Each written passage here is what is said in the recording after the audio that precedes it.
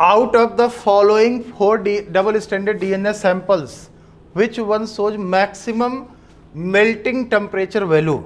तो जाहिर सी बात है, आपने पढ़ा है कि A और T के बीच में 2 हाइड्रोजन बॉन्ड होता है, G और C के बीच में, गुआनिन और साइटोसिन के बीच में 3 हाइड्रोजन बॉन्ड होता है, आपने पढ़ा हुआ है। और 3 हाइड्रोजन बॉन्ड वाला स्ट्रक्चर जो है वो ज़्यादा स्टेबल होता है, मजबूत होता है 2 हाइड्रोजन बॉन्ड की तुलना में। तो G और C के बीच में ट्रिपल बॉन्ड होता है, उसको अलग करना डिफिकल्ट होता है। तो आप बताइए, 4 सैंपल है, चारगफ रूल यहाँ अप्लाई करिए, डबल स्टैंडर्ड डीएनए वाला Chargaff rule. DNA with 76% GC content. एक बार बताइए, किसी डीएनए में जीसी परसेंट है 76%, ठीक है, जीसी है 76%, ट्रिपल बॉन्डेड स्ट्रक्चर है 76%। और दूसरा डीएनए विथ 40% साइटोसिन। 40% साइटोसिन का मतलब है 40%, ध्यान दो, 40% यहाँ पे गुआनिन भी होगा, मतलब जीसी कंटेंट कितना मिल जाएगा आपको? जीसी कंटेंट आपको मिल जाएगा 80%, 80% जीसी होगा। 40 साइटोसिन है तो 40 गुआनिन भी होगा, तो 80% हो जाएगा। यहाँ पे 76% है। डीएनए विथ 18% थाइमिन, 18% थाइमिन है तो 18%, 18% एडेनिन भी होगा, 36 हो गया। बाकी आप देखोगे 64%, ध्यान देना, इसका मतलब यहां पे 64% जीसी कंटेंट होगा थर्ड वाले में। और फोर्थ वाले में डीएनए विथ 3% एडेनिन। जब 3% एडेनिन है तो 3% थाइमिन भी होगा, मतलब एडेनिन और थाइमिन कितना हो गया? 6%। इसका मतलब यहां पे 94% जीसी कंटेंट होगा।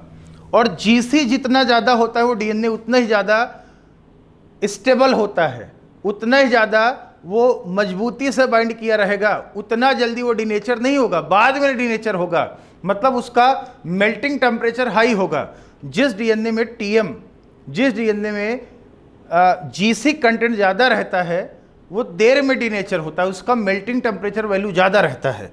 तो आपका फोर्थ ऑप्शन बन जाएगा, क्योंकि इसमें जीसी कंटेंट ज़्यादा है ना।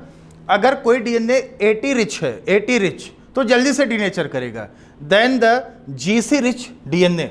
जैसे ह्यूमन में 80 जीसी रेशियो होता है 1.52, ई कोलाई में होता है 0.92 या 93 के आसपास होता है।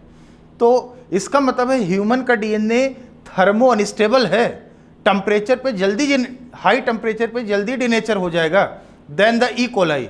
ई कोलाई का 1 से कम है, 0.92 या 3 है, मतलब वो बाद में डीनेचर होगा, ह्यूमन का डीएनए पहले डीनेचर हो जाएगा। ह्यूमन का डीएनए ई कोलाई के डीएनए की तुलना में थर्मो अनस्टेबल या थर्मो लेबाइल है, लेबाइल, ठीक है। तो fourth is the right option. Second है, ड्यूरिंग ट्रांसलेशन मैकेनिज्म ए टीआरएनए, ट्रांसफर आरएनए, ए टीआरएनए, ध्यान देना, tRNA with the anticodon CUC bonds with amino acid, ध्यान देना। तो एक बात ये बताइए आप, कोई टीआरएनए है, आपको पता है बेटा टीआरएनए के पास एंटीकोडॉन होता है, एमआरएनए के पास कोडॉन होता है।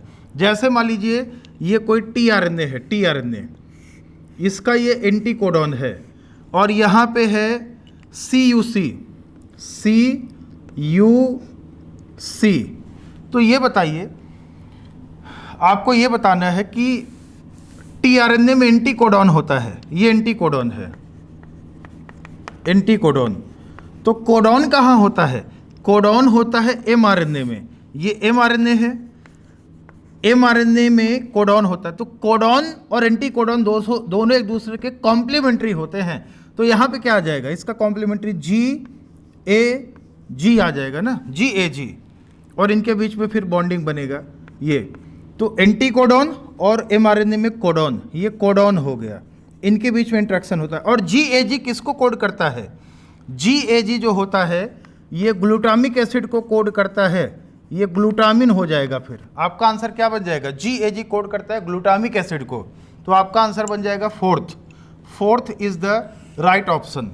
मतलब यहाँ पे ग्लूटामिक एसिड बाइंड किया रहेगा, ग्लूटामिन बाइंड किया रहेगा, ये आपका हो गया GAG, ग्लूटामिन, ठीक है। अगला क्वेश्चन हम देखते हैं।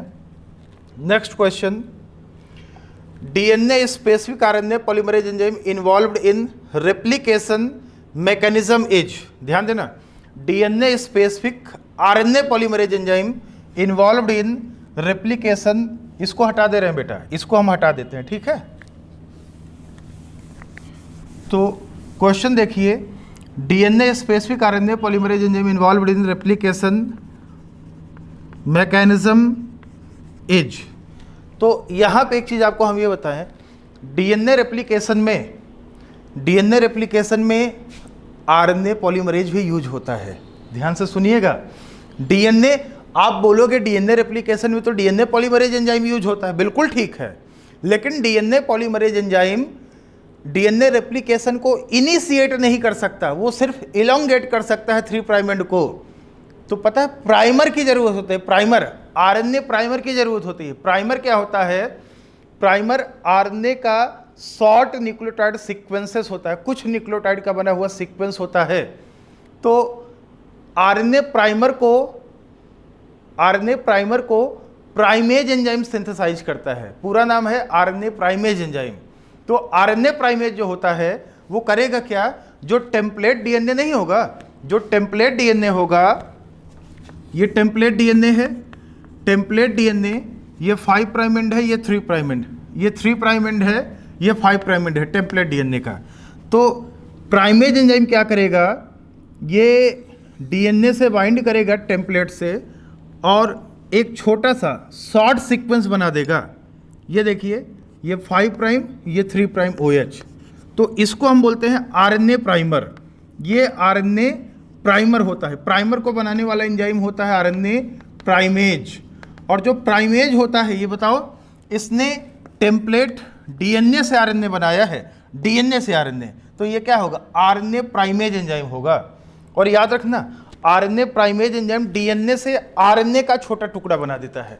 तो ये जो प्राइमर होता है, ये डीएनए का जितना बड़ा प्राइमर होगा वो उतना ही डीएनए का, जैसे इतना बड़ा प्राइमर है तो इतने ही डीएनए का ये ट्रांसक्रिप्शन से छोटा सा आरएनए प्राइमर बना देता है। तो यही प्राइमर होता है जिसको डीएनए पॉलीमरेज एक्सटेंड करते हुए जाता है। तो ये प्राइमेज एंजाइम का पूरा नाम क्या होगा, ये बताइए, क्या से क्या बनाया, प्राइमेज ने क्या से क्या बनाया, डीएनए से आरएनए बना है, आरएनए का छोटा टुकड़ा। तो जो बनता है उसका पॉलीमरेज होता है और जिससे बनता है उसके ऊपर डिपेंडेंट होता है। तो प्राइमेज एंजाइम का नाम क्या होगा, प्राइमेज एंजाइम का पूरा नाम डीएनए डिपेंडेंट आरएनए पॉलीमरेज हो जाएगा। तो प्राइमेज जो होता है एक टाइप का आरएनए पॉलीमरेज है। तो रेप्लिकेशन में भी प्राइमर बनाने के लिए आरएनए पॉलीमरेज की जरूरत है, ध्यान देना। तो आपका आंसर हो जाएगा प्राइमेज। ये जो प्राइमेज एंजाइम है ये डीएनए स्पेसिफिक आरएनए पॉलीमरेज होता है। 4th is the right option, ठीक है। अब हम अगले क्वेश्चंस के बारे में बात करते हैं।